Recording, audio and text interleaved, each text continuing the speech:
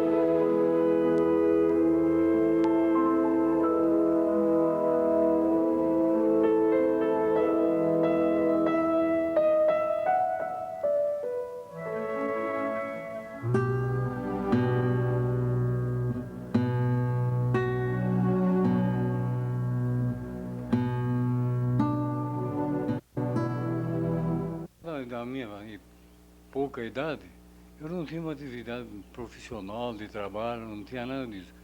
Eu apenas passava o dia montado em miseiro, nadando, pescando, caçando. Levava aquela vida cotidiana das crianças daquela idade que fazia exatamente isso que eu fiz.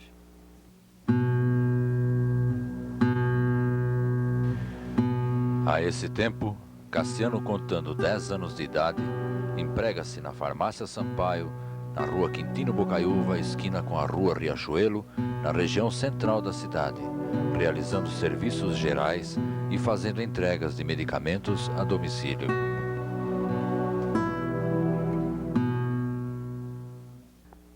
Na Farmácia Sampaio trabalhei como um elemento como a gente diria hoje, trabalha no supermercado, faz de tudo. Então lá na farmácia eu tinha que lavar vidro, colocar os rótulos, o receituário, desencaixotar a mercadoria, entregar remédio na domicílio. O meu serviço era propriamente isso daí. Nessa época o senhor estava com 10 anos de idade. 10 anos de idade eu entregava remédio e o dia todo eu tinha um movimento de sair para a rua, visitar freguês e me levar o remédio, ou buscar uma receita, um receituário no consultório do médico, trazer para a farmácia.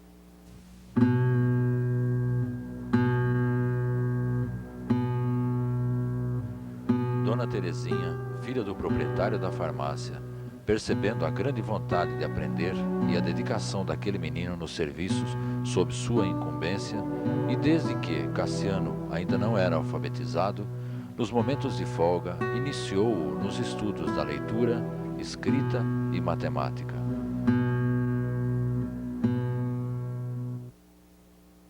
Eu tinha outro pensamento. Eu, por exemplo, na farmácia, como eu não tive escola, não tive tempo de ir na escola, não dava, na fazenda não tinha escola mista rural pública. Aí a filha do farmacêutico notou o meu interesse em aprender, em saber. Então, nas horas de folga, ela me pegava, me levava lá para a sala e dava aula para mim. Sabe que foi muito útil para mim, foi muito bom. Aprendi demais, aprendi bastante. O que eu não aprendi na escola, eu aprendi na vida. Aprendi trabalhando. E lá eu aprendi muita coisa. Praticamente o senhor foi alfabetizado por ela, não é isso? Praticamente fui alfabetizado, porque eu não tenho diploma do curso primário. Não tenho, eu não fui na escola. Trabalhei 35 anos numa escola e não me alfabetizei porque eu trabalhei como funcionário.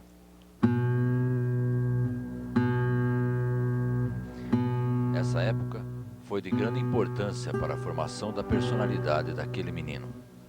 Em vista da grande enfermidade que abateu seu pai, Cassiano, notando a difícil situação financeira que a família atravessa, passa a trabalhar também à noite no cinema local para reforçar o orçamento da família.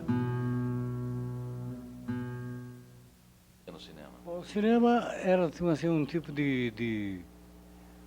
como é o cine da prefeitura hoje. Naquele tempo, né, eu trabalhava no Cine Jaú. Tinha o Cine Jaú, São Geraldo e São Pedro, Teatro São Pedro. Eu trabalhava praticamente revezava, fazia nos dois, porque era do mesmo dono, do Peduti. E lá a minha função era, ora eu era designado para trabalhar, porque eu trabalhava à noite. De dia eu tinha o meu problema da farmácia. E à noite, para ganhar um dinheirinho a mais, que eles pagavam, eu era porteiro, eu era bilheteiro. Era isso daí que eu fazia no cinema. Em 1933, deixa o trabalho na farmácia e transfere-se para a Casa Seleta, tradicional no comércio de secos e molhados e artigos para presentes, localizada na rua Amaral Gurgel, de frente à Casa Peccioli. A Casa Seleta era de propriedade dos irmãos Vicenzi.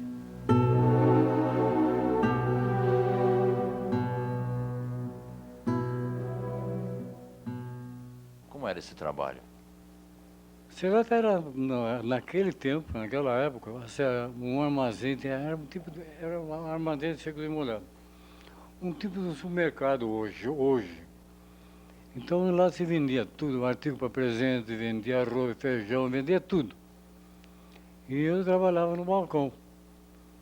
Fazia a minha visita cotidiana todo dia na casa do freguês, perguntava às donas de casa o que precisava para aquele dia. 2 quilos de batata, 5 quilos de arroz, uma lata de manteiga, enfim, tudo que é comestível, eu tomava nota no papel, levava para lá, aprontava e ia levar na casa do freguês. Eu trabalhei 13 anos fazendo esse serviço.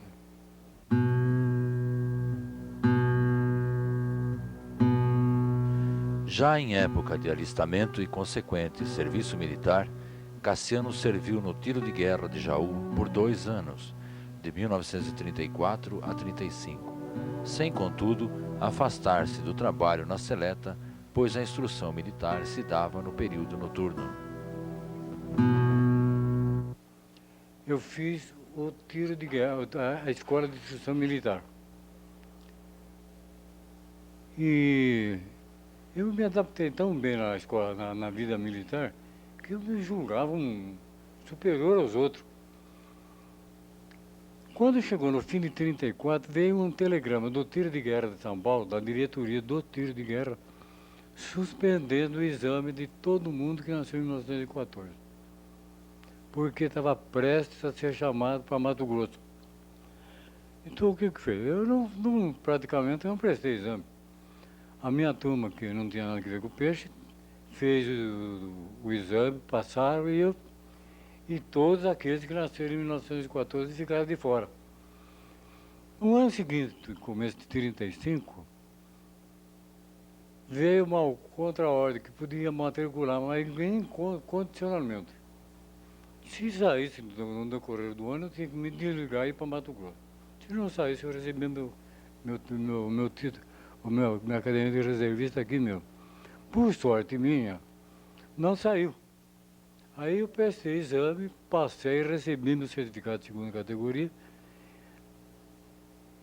E o Tenente Soares era Tenente Vicente Soares Monteiro. Era um autêntico militar. E ele, então, muito psicólogo, ele percebeu quem gostava, quem deu graças a Deus de sair, o outro estava aborrecido porque tinha que deixar, e eu era um dos aborrecidos porque tinha que deixar. Então ele formou uma escola de instrução militar e convidou aqueles que se interessassem pela escola, poderia fazer o curso de terceiro sargento. Ele mandou eu ir a São Paulo, eu fui, comprei uma farda um uniforme de terceiro sargento, usava divisa, capacete de aço e tinha uma outra farda para dia de desfile. Uma de campanha no tiro, no exame de tiro, no exercício de tiro, fazer marcha à noite. Quer dizer, aquela maneabilidade rotineira. E tinha um uniforme de gala, o dia 7 de setembro, dia 15 de novembro, o dia da cidade. E eu fiz mais um ano de tiro de guerra, de 34, a Escola de Instrução Militar. 35, 36 e 37, eu fiz o curso de terceiro sargento. E naquela época era até a época da ditadura. Então valia tudo. Saiu um decreto de lei do governo naquela época, em que todos os estudantes, quer se fosse de tiro de guerra, escola militar, enfim, de qualquer natureza, passava por decreto, não precisava fazer exame. Então eu passei por decreto. Aí o tenente me chamou lá na sede do tiro de guerra e falou assim para mim: olha, eu notei que você gosta muito da farda. Eu gosto. Adoro, não gosto. O termo exato é eu adoro uma farda verde oliva. Né? Também daquela que eu usava, porque a do tiro era amarela, do graduado já era verde oliva. Então ele me uniformizou, mas antes de me uniformizar, para terceiro sargento, ele falou assim para mim: você já fez 37, 38, 36, 37, 38. Não tem mais problema. Você praticamente. Agora você vai ser remanejado para uma unidade qualquer, fazer um ano de estágio, depois você escolhe uma cidade, escolhe. Eles vão escolher uma cidade para você ser o instrutor do tiro de guerra daquela localidade. Eu estava com o meu casamento marcado para dia 11 de fevereiro de 39. Ora, ele veio com essa conversa em dezembro de 38. Eu falei: qual é a minha possibilidade de eu ficar em Jaú? Ele falou: aí tem um problema. Em Miro você tem uma. Eu falei: por quê? Porque eles mandam para onde eles querem. Você pode ir para Mauá, pode ir para São Paulo, pode ficar aqui mesmo, pode ir para Mato Grosso. Mas a possibilidade é mínima. Eu falei: mas então eu como é que faz? Ele falou: por isso eu já preparei 2 requerimentos. Um, que você aceita fazer um estágio de 1 ano na Escola de Instrução Militar em São Paulo. 1 ano. E o outro, você desiste. Sim, pura e simplesmente pode desistir. Eu pensei bem, eu falei: pô, eu vou casar em fevereiro agora. Depois ele me manda lá para Mato Grosso, como é que eu faço? Peguei, achei melhor, desisti. Acabei desistindo.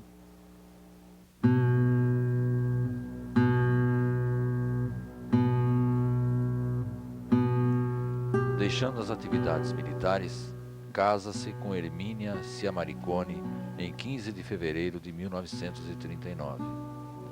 Por indicação, foi admitido para trabalhar no recém-instalado Ginásio do Estado, posteriormente Instituto de Educação e hoje Escola Estadual de Primeiro e Segundo Graus, Caetano Lourenço de Camargo, localizado inicialmente na Rua Marechal Bittencourt, esquina com a Rua Amaral Gurgel, no mesmo prédio em que funciona hoje a Rádio Piratininga.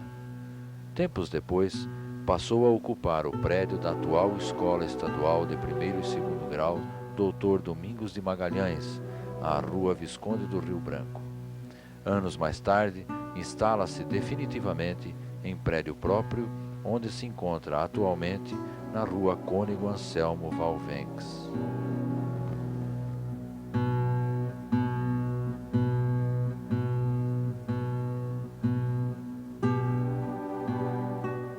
Bem, naquela época o ginásio começou a funcionar onde é a Rádio Piratininga hoje.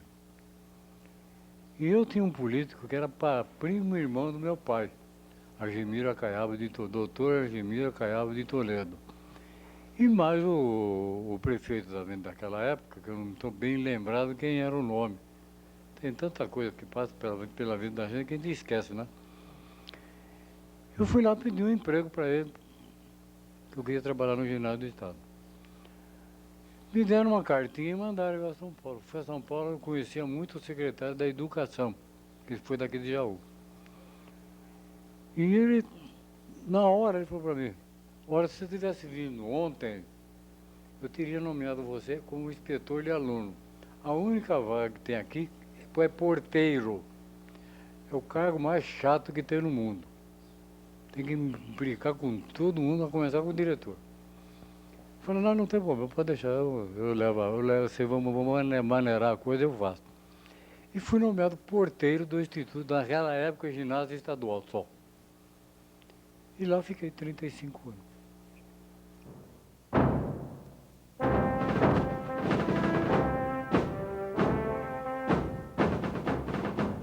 Atuando em suas funções na escola, Cassiano notou que nas comemorações cívicas, os estudantes desfilavam ao som da fanfarra do tiro de guerra. Sugeriu então ao diretor do ginásio a formação de uma fanfarra, para a qual concorreria com sua experiência adquirida anteriormente no tiro de guerra.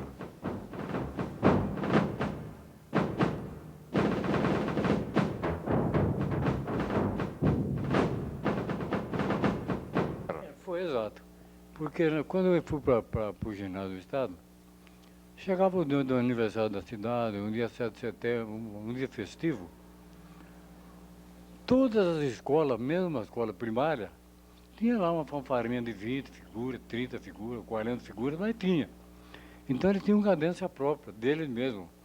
E nós, do ginásio, já um ginásio em formação, com tendência a crescer cada vez mais, não tinha. Nós marchávamos só sob a cadência do tiro de guerra. Eu alertei o diretor na época, o doutor Oswaldo de Barros Toledo, sobre essa particularidade. E ele falou para mim, o que você quer fazer? Eu falei, fazer uma campanha, comprar instrumento e formar uma fanfarra aqui. Ele me deu essa autorização. Então eu fazia jogo de futebol de salão, os alunos da escola vendiam ingresso, eu fazia brincadeira, festa junina, e fomos arrumando dinheiro até atingir aquela quantia que deu exatamente para comprar, parece que 40 e poucos instrumentos, e formei uma fanfarra, que era com porta de bumbo, caixa, surdo, dois pares de prato e as cornetas, só. Instrumento de sopro, pistão, trombone, não tinha. Era uma fanfarra.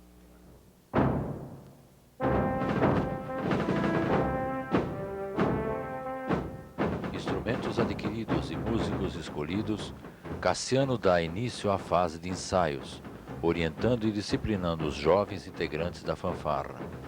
A primeira apresentação acontece em maio de 1954. A partir desse momento, inicia-se um processo de crescimento do número de integrantes da fanfarra, transformando-se em banda marcial em 11 de julho de 1959. Transformação.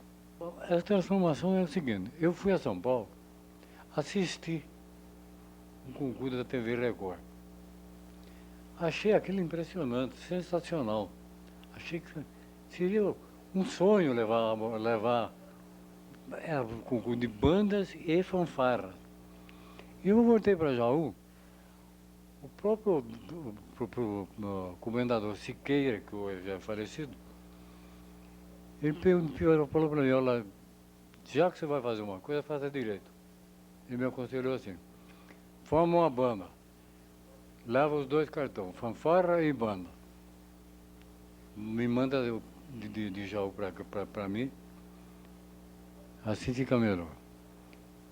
No trem, comecei a rememorar. Na escola tem fulano, Bertrano, Cicrano.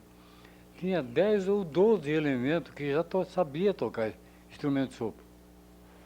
Trombone, clarinete, pistão, trombone de saxofone. Eu fiz uma reunião com toda a turma que eu pretendia falar com eles. Eles concordaram em fazer parte da banda, mas é muito pouco. Então eu fui no Jardim Vasco, que a banda de música tocava lá. Arrumei, mas eu consegui 20 músicos. Com o que eu tinha da fanfarra, eu consegui formar uma banda. Como eu não tinha muita tarimba no problema de partitura de música, eu pedi para um músico, ele é falecido também, chamado Luiz Minguete. Eu pedi para ele me tirar asas e asas do Jaú, que é o hino de Jaú. Quarto Centenário, que é de São Paulo. E o Palito de Belfort, que é da Revolução. Ele fez a série de partitura para mim, mas ele não podia ficar jovem, porque ele era música da Orquestra Continental. Eu reuni a turma toda a noite, não tinha aula à noite naquela época, colocava lá pegava a partitura, punha pistão do lado, corneta do outro, clarinho do outro, e nós quebrava o galho direitinho, né? E a turma foi se adaptando, saiu uma autêntica banda marcial. Com o esforço de cada um. E, até essa época, os elementos eram todos integrantes Eram 2 elementos lá do Instituto. do Instituto. Depois começou a vir ex-aluno que terminava o terceiro científico, ia fazer outro curso, mas continuaram. Já deixaram de ser alunos, continuavam, mas sem ser aluno. Tinha outras pessoas, por exemplo, que gostavam de banda, tinham instrumento, me procuravam e queriam tocar na banda. Eu aceitava. Então eu tinha uma banda, que todo mundo que estava na banda não queria sair. Quem não estava queria entrar. Eu formei uma banda com 120 figuras, né? Dessa maneira. A maioria era elemento da escola, aluno propriamente dito. E tinha uma minoria que não era aluno da escola, mas fazia parte da banda também. É porque a banda praticamente era a banda marcial de Jaú, né? Não. Usava o nome Banda Marcial do Instituto Caetano Lourenço Camargo de Jaú.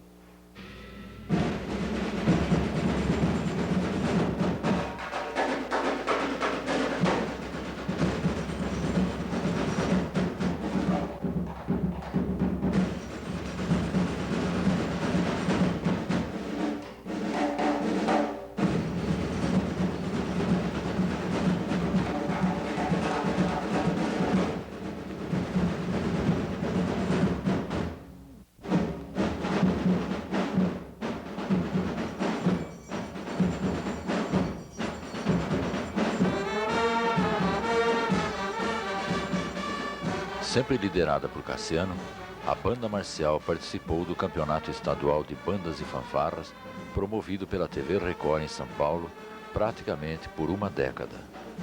Foi vice-campeã em 1959.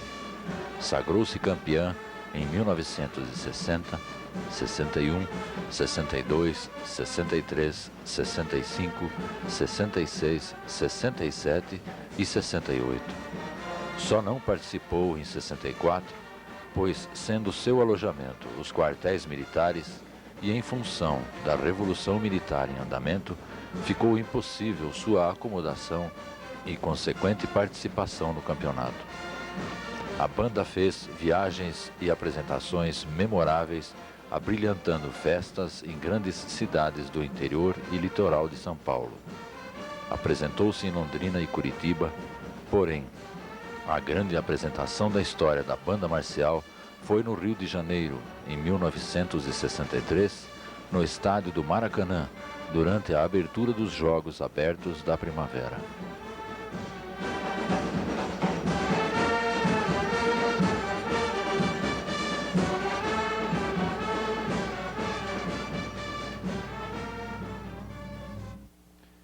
marcial fez muitas apresentações de relevo.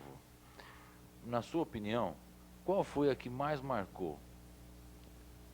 Maracanã, Rio de Janeiro. Nós fomos daqui no Rio de Janeiro com a banda completa, que se eu deixasse o em casa ele morria, né? Então foi a banda, foi completa para o Maracanã. Ficamos formados na frente do Maracanã. Eu senti, eu devo ter o coração muito forte, viu? Porque naquele dia me deu uma disparada, mas não aguentei, mano.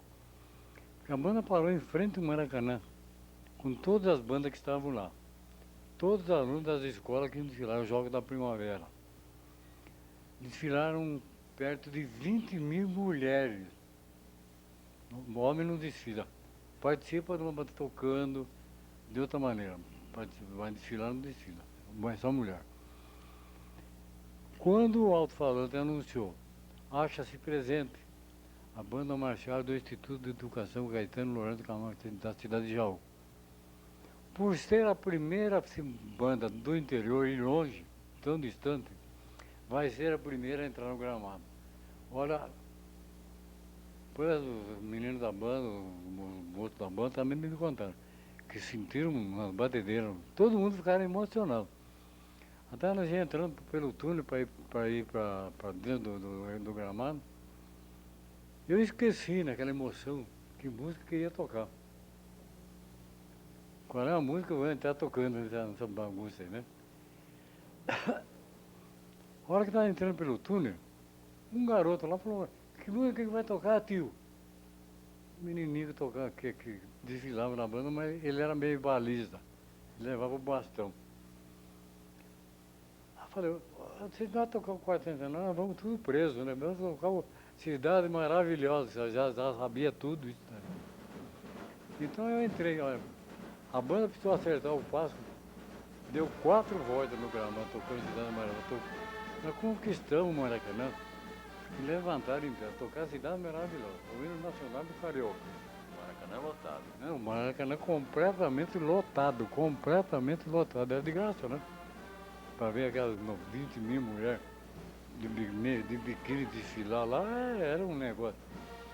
Então, nós entramos, eu tinha uma fotografia, não sei onde é que foi parar, eu estou acertando o passo. Todo mundo tinha que andar e acertar o passo, porque está todo mundo tão emocionado, tocando Cidade Maravilhosa.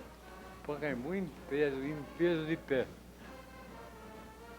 Maracanã, batendo palma para nós.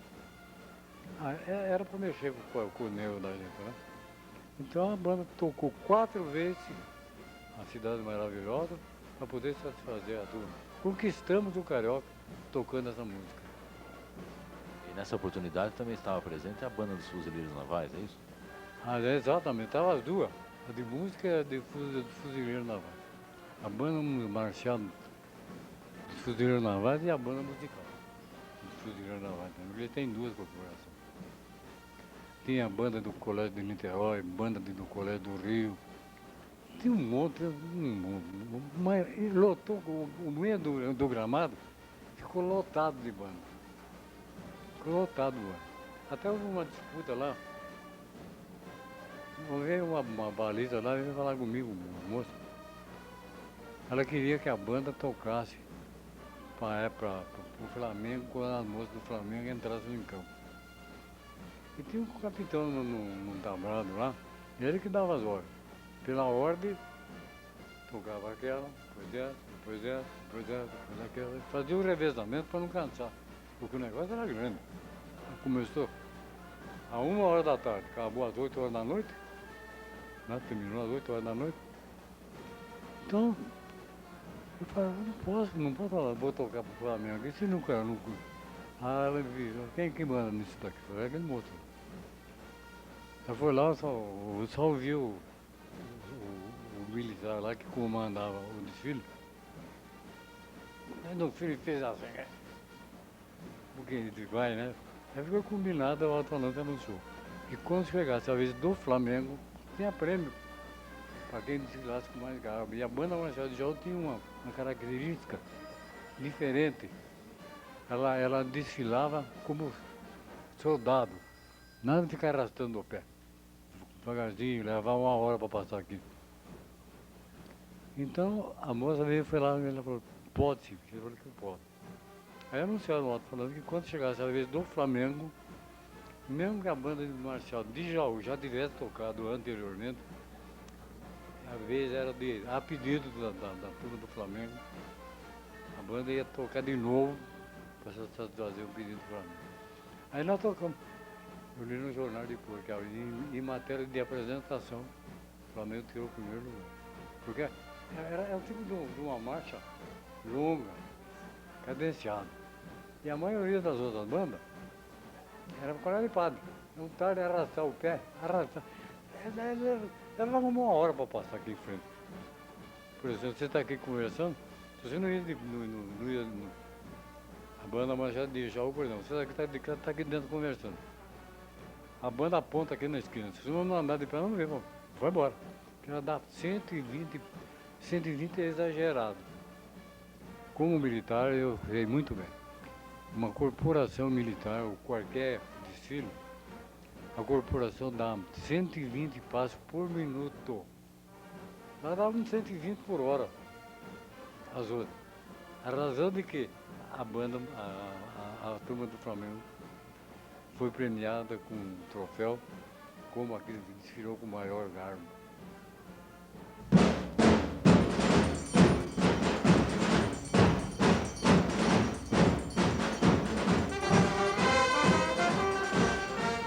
Cassiano foi respeitado e reconhecidamente comemorado pela dedicação e capacidade frente à banda marcial, que passou a ser chamado carinhosamente de Tio Cassiano, apelido que o identifica até hoje como o expoente máximo da banda marcial em toda a sua existência.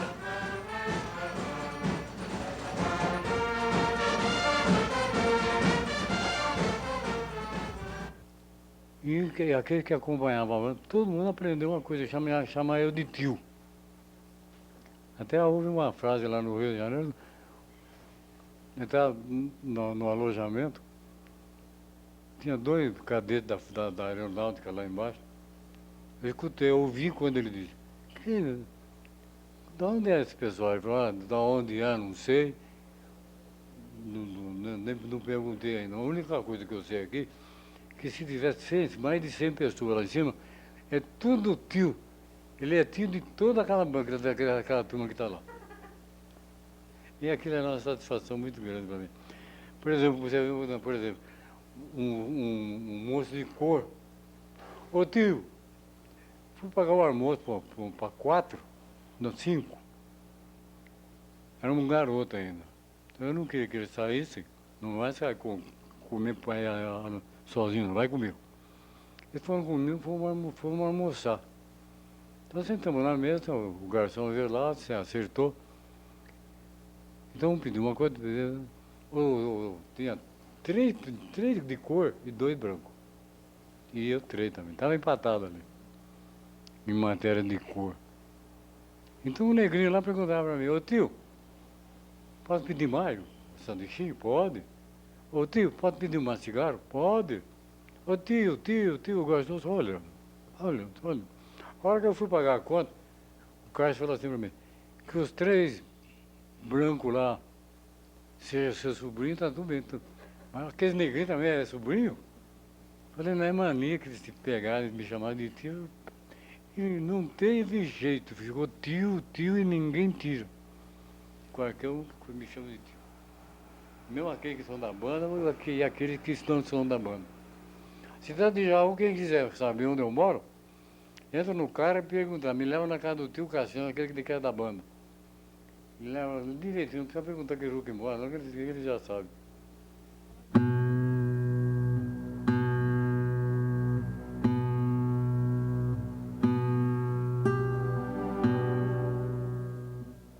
Em 1972, a banda marcial foi extinta. Cassiano continuou em suas atividades normais no Instituto de Educação até aposentar-se em 1981. Foi convidado pela Prefeitura Municipal para ser orientador e treinador de jovens interessados em futebol de salão. Em outubro de 1990, por motivos de saúde, submete-se a uma intervenção cirúrgica onde lhe foi amputada a perna direita.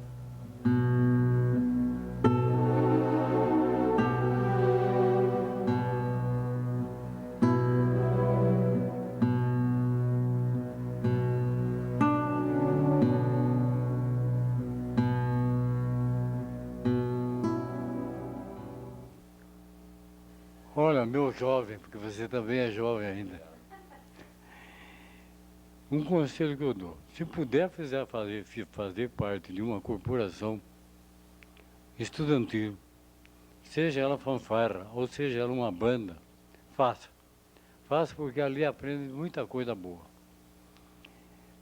Aprende coisa do militar que você não te passa pela cabeça que podia acontecer aquilo. Pode entrar. A mensagem que eu deixo para você, jovem: faça como eu fiz. Quando eu era garoto, eu conversava muito com gente velha. Depois que eu fiquei velho, eu só conversava com garoto. E faça o mesmo. Sempre procurando aprender na vida, aprender com os outros os mais novos, aprender com os mais velhos, como se vive neste mundo cheio de coisas.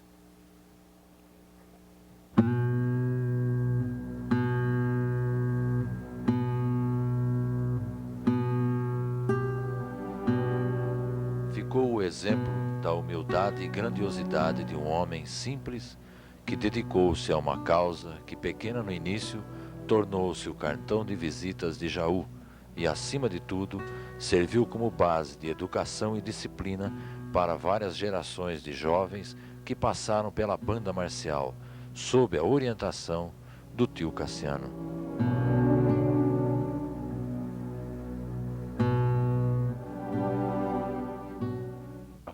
Que ele diz o caboclo, de primeiro a quinto. A banda só me deu alegria, só me deu satisfação.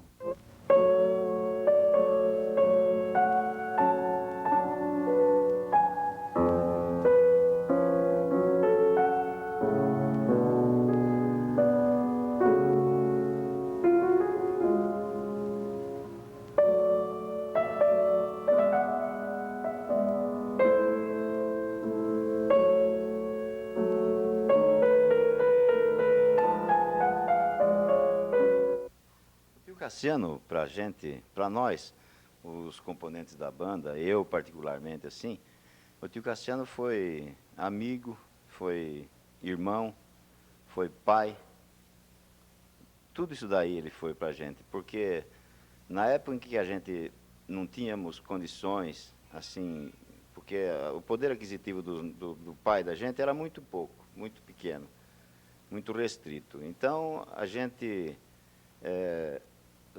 como a gente gostava da banda, né, a gente, era uma oportunidade que a gente tinha, inclusive, para passear, para conhecer os lugares. O tio Cassiano, inclusive, ele pagava lanche para a gente, ele tratava a gente como se fosse um filho da gente, um filho dele.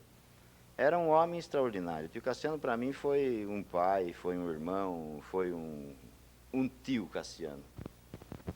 Bem, o próprio nome diz, tio Cassiano. Ele foi um tio que, na realidade, era para nós, para mim, para todos da banda, era mais um pai, um segundo pai. Foi orientador. Eu comecei muito jovem na banda. 13, 14 anos já tocava na fanfarrinha e sempre orientado por ele. Inclusive na bebida, aquele tempo, agora eu fumo, aquele tempo não fumava, cortava o cabelo feito homem, tudo isso aí desde pequeno ele me orientou. E até hoje, quando ainda precisa de alguma coisa, ainda converso com ele. Ele foi praticamente um segundo pai. O tio Cassiano era uma pessoa sem igual para a gente.